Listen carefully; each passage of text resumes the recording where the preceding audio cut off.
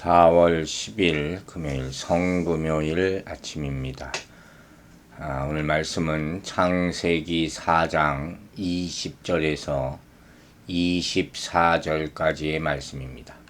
창세기 4장 20절에서 24절 말씀, 먼저 4장 20절 말씀 읽도록 하겠습니다. 아다는 야발을 낳았으니 그는 장막에 거주하며 가축을 치는 자의 조상이 되었고, 자, 라멕에 대한 말씀을 어제 우리가 들었습니다. 이 라멕의 두 아내 중 아다라는 여인이 있었죠. 이 아다가 출산한 자손들의 이름과 직업이 소개됩니다. 이 직업이 바로 지금까지 불려지게 되는 직업의 시작이라고 할 수 있다. 이렇게 말할 수 있어요. 이 야발이라는 이름의 의미는 흐르다, 인도하다, 이끌다 그런 의미가 있답니다. 그래서 이 이름은 가축들을 이끌고 이리저리 이동하는 목자의 생활을 반영한다고 볼 수 있습니다. 또한 이 야발이라는 이름은 풍성하다 하는 그런 뜻도 가지고 있대요. 아주 물이 막 풍성하게 흘러들지. 그래서 그의 재산이 아주 많았음을, 풍부했음을 암시하는 이름이 바로 야발이라는 이름이었어요. 근데 이 야발이 장막에 거주하며 가축을 치는 자의 조상이 되었다 얘기하잖아요. 즉, 이 사람은 목초지를 찾아 풀을 찾아서 이동하는 유목민, 이 유목민의 시조가 되는 거예요. 다시 바꾸어 말하면 인류 역사 초기에서부터 유목 생활이 있었던 것을 성경은 보여주는 것이죠. 그러므로 진화론자들이 주장하는 먼저 수렵, 채집 이런 생활이 있고 한참 후에 짐승을 기르기 시작했다 하는 그들의 주장이 잘못됐다는 것을 성경은 다시 한번 보여주고 있는 것이에요. 그래서 그들이 가축 치는 자의 조상이 되었다. 많은 그런 가축들, 때를 말하는 것이죠. 목축업으로 많은 가축을 거두린 그런 부자였을 것이다. 그래서 야발이 가축을 치는 자의 조상으로 불리어졌다고 성경은 이야기합니다. 이와 같이 이렇게 야발이라는 이름을 하나를 통해서 우리는 많은 의미를 유추해낼 수 있어요. 또 중요한 것을 한 가지 지적할 수가 있는데 바로 이 야발이 많은 부를 누리게 된 부자가 되었다 함으로 말미암아 대조적으로 많이 갖지 못한 자도 생겼음을 우리는 알 수가 있는 것입니다. 자, 이제 4장 21절 말씀 읽습니다. 그의 아우의 이름은 유발이니 그는 수금과 퉁소를 잡는 모든 자의 조상이 되었으며, 유발이라는 이름 자체에 이 아름다운 소리를 낸다는 의미를 가지고 있어요. 그래서 이 유발은 음악가였다는 것이죠. 수금과 퉁소를 잡아서 연주를 아주 잘 하는 거죠. 수금은 튕겨서 소리를 낸다 하는 뜻을 가진 단어에서 유래했어요. 모든 종류의 현악기를 가리킵니다. 또 퉁소라는 것은 숨을 쉬다라는 뜻을 가지고 있어요. 그래서 입에서 불어서 소리를 내는 모든 종류의 관악기를 가리킨다고 합니다. 즉, 이 사람은, 이 유발은 음악적인 재능이 출중한 자였다. 그래서 한 사람은 이 가축을 방목하고 한 사람은 악기를 연주하는 그런 사람들의 조상이 되었다. 성경은 보여줍니다. 자, 22절 보겠습니다. 실라는 두발가인을 낳았으니 그는 구리와 쇠로 여러 가지 기구를 만드는 자요. 두발가인의 누이는 나마였더라. 자, 실라는 누구였는지 기억하시죠? 라멕의 두 번째 부인. 자, 19절에 나오죠. 그리고 히브리어 원문에는 여기 두발 가인을 낳았다고 그랬잖아요. 두발과 가인이 각각 다른 단어로 떨어져 있습니다. 두발이라는 것은 야발, 유발, 이 발자가 다 들어가죠. 이 같은 맥락의 의미에 넘쳐 흐른다, 물이 넘쳐 흐른다, 이런 의미를 가지고 있다고 해요. 그래서 이들은 두발, 야발, 유발, 즉 어머니는 다르지만 배달은 형제로서 형제간이라는 것을 우리가 알 수가 있고, 또한 이름 뜻 그대로 유복한 생활을 하였다는 것을 암시하고 있다 하는 것이에요. 또 어떤 사람은 여기서 두발 가인 두 개의 단어가 따로 떨어졌다는 것으로 설명을 해서 이 가인이 두발이라는 이름에 붙어 나오는 것은 스스로 가인의 후예임을 나타내기 위한 것이다. 이렇게 해석하는 사람도 있습니다. 그것도 또한 의미심장합니다. 이들의 직업은 뭐였습니까? 바로 구리와 쇠로 여러 가지 기구를 만드는 자요. 풀무질을 해서 대장간 쇠를 녹이고 두드려서 각종 철 연장을 만들 수 있는 대장장이 시초가 됐다. 이 사람이 바로 두발가인이라는 것이. 이를 통해서 대장장이를 하면 뭘 만들겠습니까? 무기를 만들었다 하는 것이에요.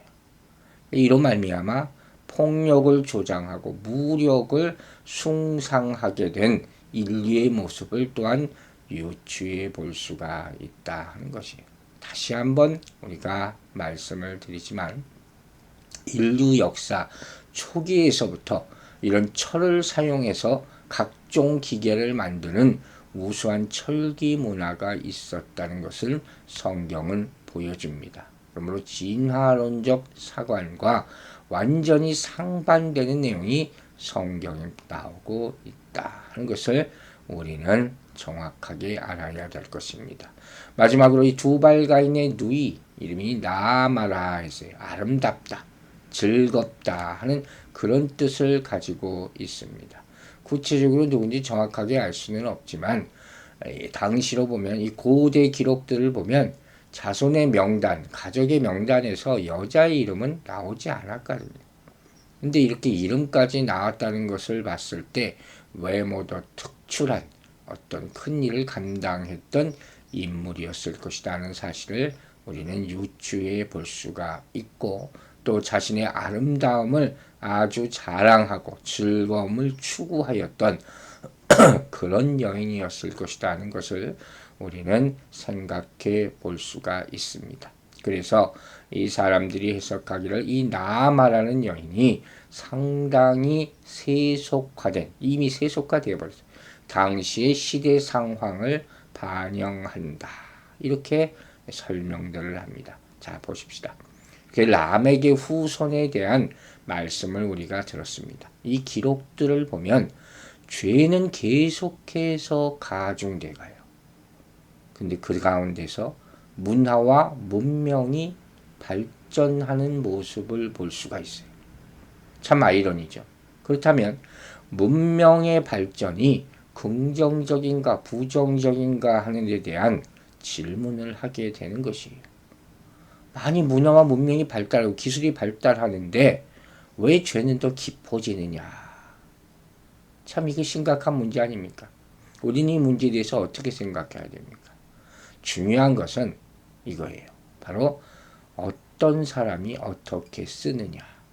그것에 따라서 죄를 위한 도구가 될 수도 있고 선을 위한 도구가 될 수도 있다 하는 그 말씀이에요. 여러분, 하나님이 이미 다 주신 것으로 인류는 출발을 했습니다. 완전한 것이었어요. 보시기에 좋은 것이라는 말씀이 그 말씀입니다.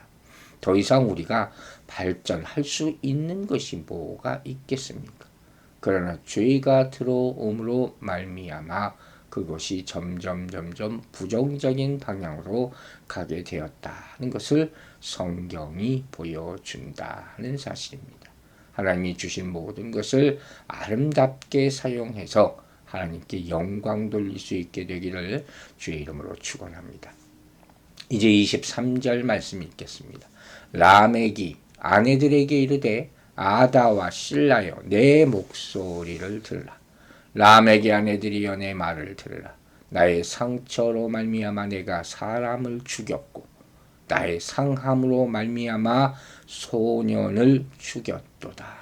여러분, 가인의 살인에 대한 내용이 나오고 또 라멕이 살인을 하는데 이건 더 악한 모습인 것 같아 보입니다. 자, 23절, 24절은 라멕이 자기 두 아내를 향해서 자기 호기를 막 뽐내면서 부른 노래입니다.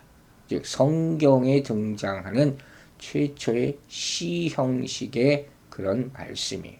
근데 그 내용을 보면 하나님의 형상대로 지음받은 인간 생명의 소중함을 아주 우습게 여기고 원수를 갚는 일이 하나님께 있다는 원리를 무시하고 자신의 힘으로 누군가를 잔혹하게 죽이는 그런 복수에 대한 내용이에요.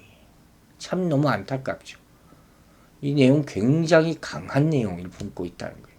그래서 이 시를 칼의 노래다. 칼의 노래. 제목도 섬뜩하네. 이렇게 부르고 있습니다. 즉 성경에 기록된 인류의 첫 번째 시라는 것이 이처럼 죄악된 인간의 본성을 반영하고 있다는 것은 인간이 하나님을 찬양하고 하나님께 영광 돌리고 하나님과 온유한 관계를 지속해야 됨에도 불구하고 또 그런 내용을 찬양해야 됨에도 불구하고 그게 바로 시편에 나와 있지 않습니까? 근데 이 최초의 시라는 것은 인간의 악한 모습을 반영하는 도구가 되어버렸다는 것이죠. 이 참 안타까워요.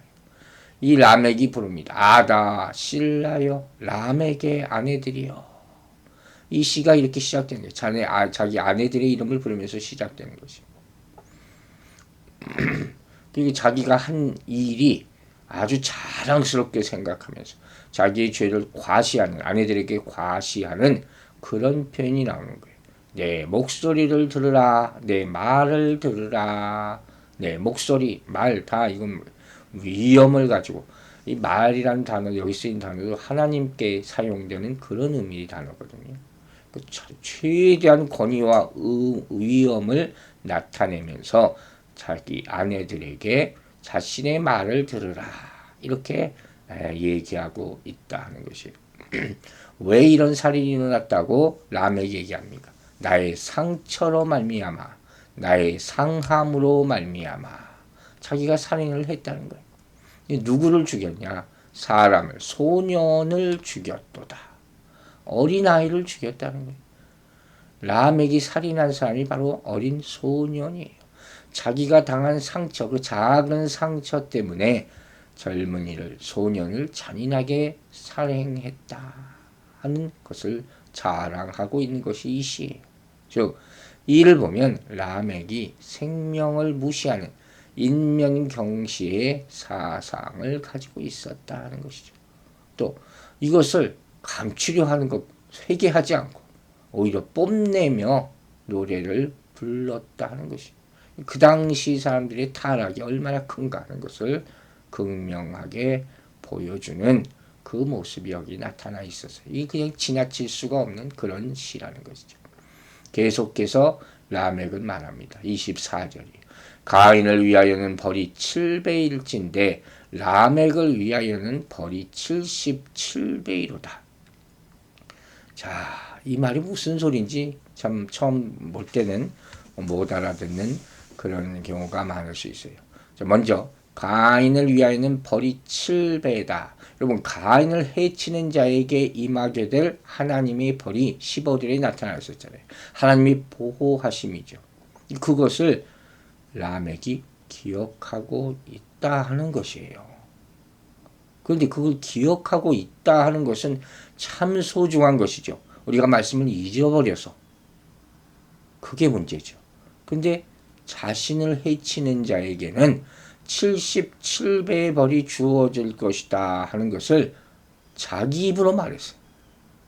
이게 문제가 되는 거예요. 하나님의 말씀을 인용해서 자기 뜻에 맞도록 왜곡해서 사용하는 잘못, 사단이 하는 것을 그대로 따라가는 거예요.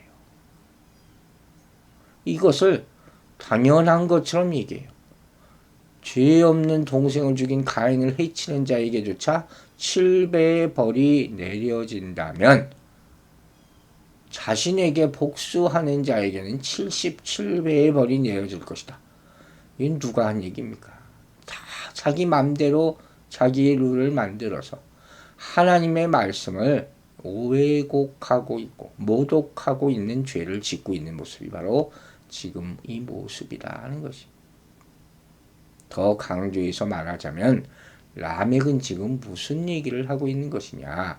하나님은 7배밖에 벌을 내리지 못하시지만 자신은 스스로의 힘으로 77배의 보복을 가하겠다. 이렇게 이렇게 하고 있는 것이에요. 여러분, 이게 얼마나 악한 모습입니까? 이때 우리 예수님의 말씀이 생각이 납니다. 예수님께서는 랍비들에게 뭐라고 얘기하셨습니까? 7번의 용서뿐만 아니라 70번, 7번이라도 용서하라. 이렇게 말씀하셨어요. 마태복음 18장에 나오는 내용입니다. 우리가 그 말씀을 떠올리면서 가슴 아파해야 될 것이에요. 여러분, 이처럼 성경에 처음 기록된 시가 살인과 복수에 대한 내용이고 그것을 자랑하며 흥겹게 노래하는 내용이라는 사실을 통해서 아담과 하와가 선악과를 먹고 가인이 살인을 저지른 이후에 죄가 얼마나 빠르게 확산되고 있는가, 그것을 우리가 볼 수가 있는 것이에요. 우리가 가인이 살인한 경우가 가정 안에서 일어나는 폭력이라고 본다면 람에게 경우는 이 폭력이 사회적으로 발전했음도 보게 되는 것입니다. 가인은 형벌을 두려워했지만 라멕은 두려워하지도 않았어요. 이와 같은 사람들 밑에서 문화의 발전을 이루는 후손들이 나왔다 하는 것을 생각해 볼 때 이 발전이라는 것이 말이 발전이지 부정적인 방향으로 흘러갈 것을 우리는 충분히 유추해 볼 수가 있는 것입니다. 우리 조상들의 잘못을 생각하면서 우리가 더욱더 돌이키기를 힘써야 할 것을 깨닫고 다짐하고 실천하는 오늘 하루가 되기를 주의 이름으로 축원합니다. 기도하겠습니다. 아버지 하나님, 람에게 후손들이 이 땅의 모든 직업군들의 조상이 되었음을 보았습니다. 그러나 그의 시를 보면서 그가 악한 마음으로 이러한 일을 시작하고 자기 이익을 위해서는 살인도 서슴지 않았음을 보면서 우리는 가슴 아픈 심정으로 죄의 두려움에 대해서 깨닫게 할 수밖에 없습니다. 아버지, 이 세상이 죄로 물들어 있다면 하나님의 선하심으로 십자가의 보혈의 능력으로 회복시켜 주시옵소서. 우리 마음이 죄 가운데 아직도 물들어 있고 원수 갚는 것 마음, 그런 완악한 마음이 남아 있다면 우리의 마음을 깨끗하게 씻어 주시고 하나님의 선함으로 충만하게 채워 주시옵소서. 오늘 하루도 주의 은혜 가운데 살기를 바라고 믿고 원하며 예수 그리스도의 이름으로 기도했습니다. 아멘.